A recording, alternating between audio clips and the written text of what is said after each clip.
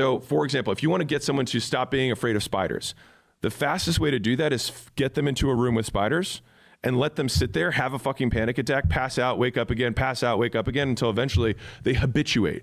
They just realize that they don't die and they're still there and there are spiders and they keep living. And then the phobia is gone. They habituate.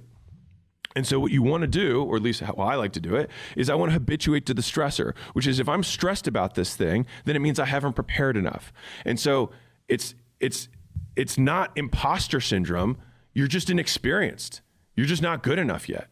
And so I want to make sure that I can control for all the controllables first and then leave room for the uncontrollables, but have all of my bandwidth available so that when the mic cuts out or the presentation isn't working or my clicker runs out of battery, all of these things have happened, that I'm still prepared enough that people then are like, damn, he handled that really well. It's because this wasn't my first time. And that's the difference, is that like when you don't want people to think it's your first rodeo, and so many of you are going into every meeting, every call, every appointment like it's your first rodeo, and they can tell. Everyone can tell. And the people who can tell the most are the people who you want to impress the most. Like, it's very easy to impress poor people because they don't know any better. Much more difficult to impress a wealthy person because they know how the game works. And so I see this with the Rolex Flex or I rented the Lambo for the day and look at my Instagram picture. Anybody who's really in the game is like, dude, my jet costs 500 Lamborghinis. Like, I could give a fuck what you drive, right? Like, the way you impress them is you outwork them. So to impress poor people, you outspend them.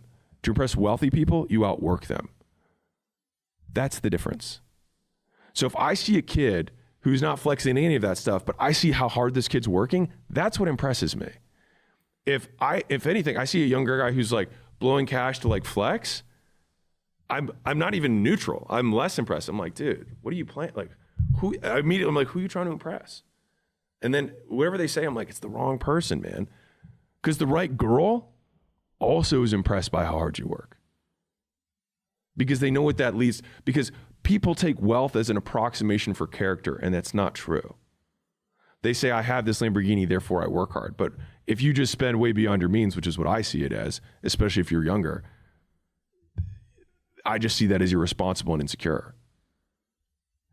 And so it's making sure that you're putting the right bait out. And the best bait for getting the right people is the effort that they know you put in when they weren't looking. And you only do that by when you show up the first time, it looks like it's your 100th time. And they know it's the only meeting you have with them and that you took 20 hours to prep for it. They're like, all right, this kid's got it. Or this guy's got it. This gal's got it. She gets it. Like, that's all I look. I'm like, immediately, it's just like I had that conversation with my billionaire buddy. He was like, you don't need to say anymore. I get it. And I feel that way with vendors. So if I get on the phone with someone and they have clearly 10 hours of preparation, 20 hours of preparation for that call, they don't need to sell me that hard. I'm like, I get it. You've demonstrated in advance the value that you want to provide before we started working together. Like, I get it. Like, whatever the bill is, send the invoice, team will take care of it. Let's start working together. When someone spends all their time trying to sell me and I'm like, what did you do to prepare? And they're trying to overcome with their words, you already lost. And so many of you guys are losing before you step into the arena. You're trying to ride a bull for the first time on your first rodeo, and then thinking that you need to have some special talent or some natural whatever that's going to make it work. Like why so-and-so's different or better. It's because